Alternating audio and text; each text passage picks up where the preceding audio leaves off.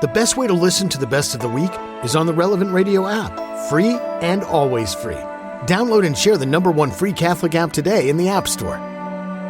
Now, as we reach the halfway point of Lent, and it's hard to believe that Lent is half over, but this is where we're at.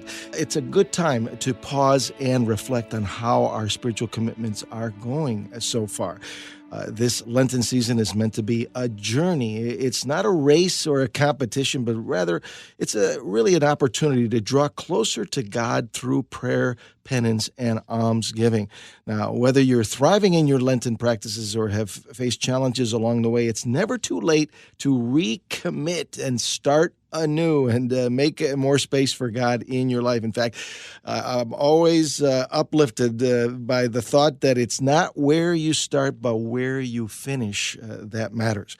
Joining us live from Metro Washington, D.C. is Catholic writer and speaker Laura DeMaria with much more on her, what she calls her halfway through Lent check-in. Laura is a revert to the faith. Her personal website where she writes on topics including personal development, spiritual study, and living the Catholic faith in daily life can be found at laurademaria.com.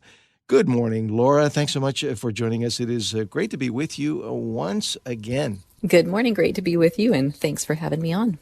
Well, I love this idea of a midway point, checkup to see how we're doing. And how are you doing? Good, actually. Lent can feel very long. I guess it is probably our longest liturgical season, but it feels extra long because you really notice these things that you've given up, right?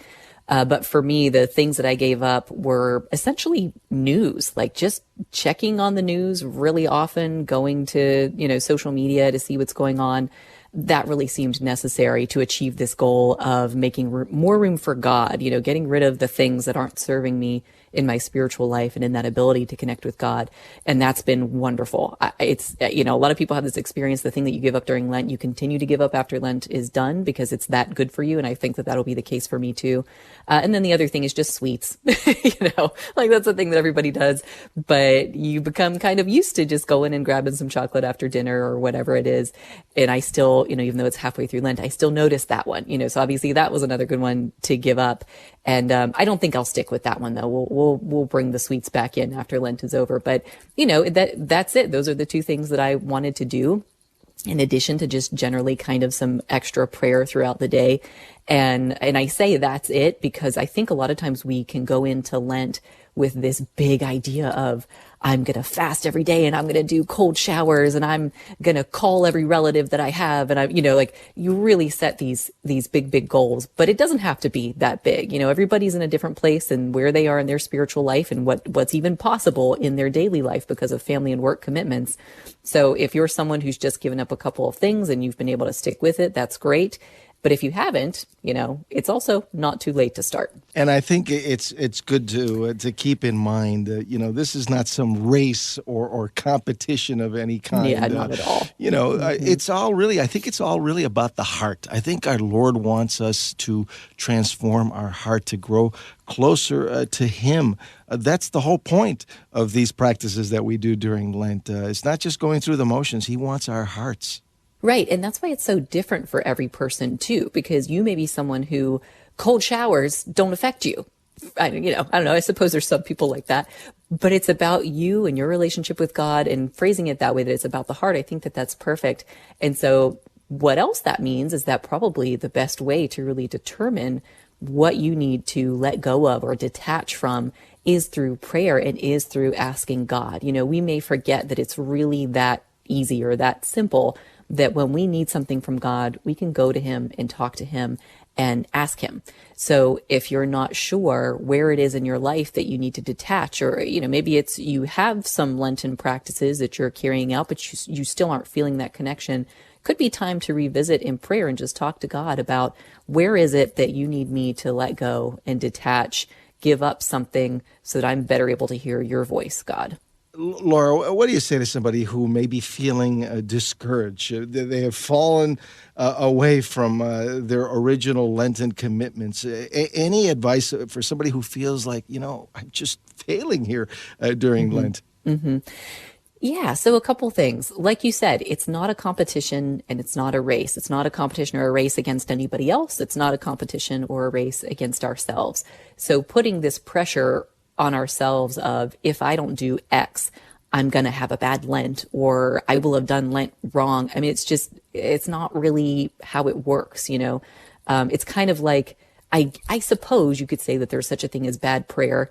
But if you're doing it, you're doing it, you know, and it's not about what we feel, especially in prayer. Like the fruit of prayer is not a feeling necessarily. We know that it's possible to pray for years and years for something before you either receive whatever that is or you feel peace about whatever it is. So I think the first thing is just let go of that pressure, you know, ease up a little bit. It's also not like a New Year's resolution. You know, you can start a New Year's resolution in January and get halfway through January and realize you've fallen off the wagon with your diet or your exercise or something.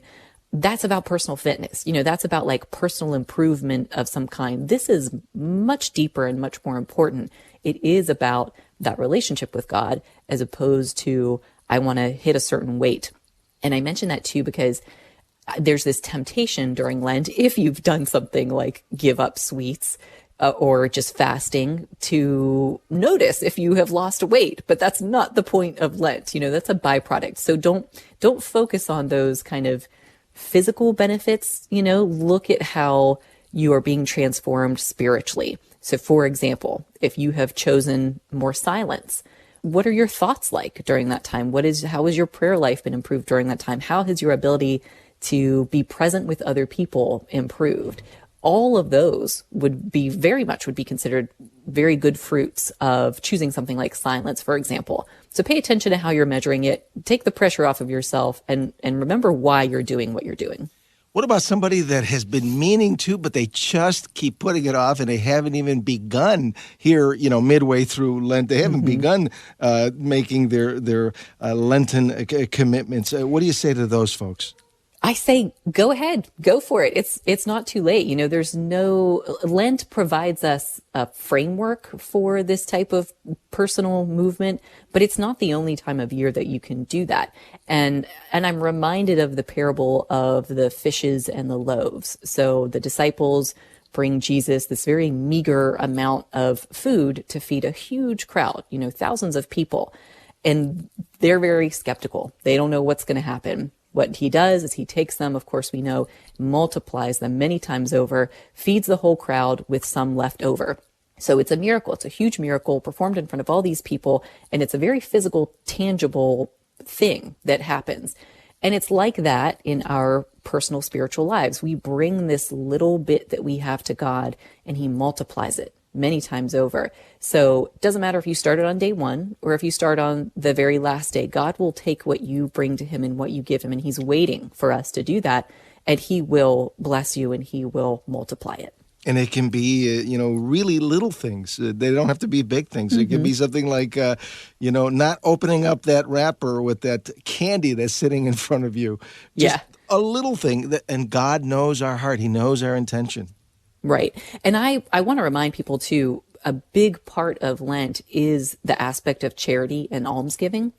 And that, for a lot of people, that one can hurt more than anything. You know, we work hard for our paychecks. It's hard to part with that money, especially when you have so many things that you and your family need.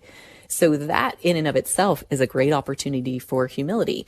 And so, for example, something I always do around this time of year, the Bishop's Lenten Appeal is always something that's happening. So go donate $10 to that.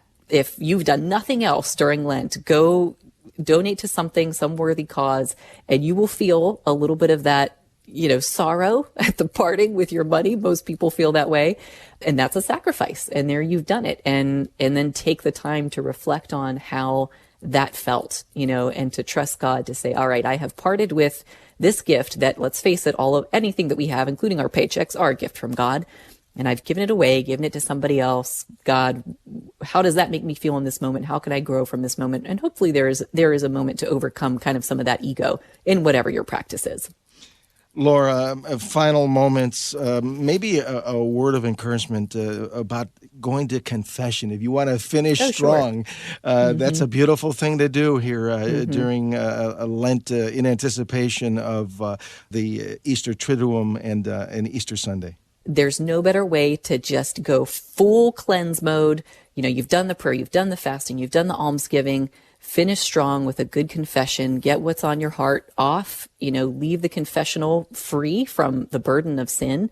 And then you can really enter into the Easter season refreshed and ready and open to how God is going to work in your life. Sounds fantastic. We're going to have to leave it right there. And as always, thanks so much for being with us, Laura. Yeah, great to be with you. Thanks, John. Many blessings the rest of the way during Lent. Catholic writer and speaker Laura DeMaria joining us from Metro Washington, D.C. You can join me and listen on the Relevant Radio app to Morning Air each weekday at 6 to 8 a.m. Central. And thanks for listening.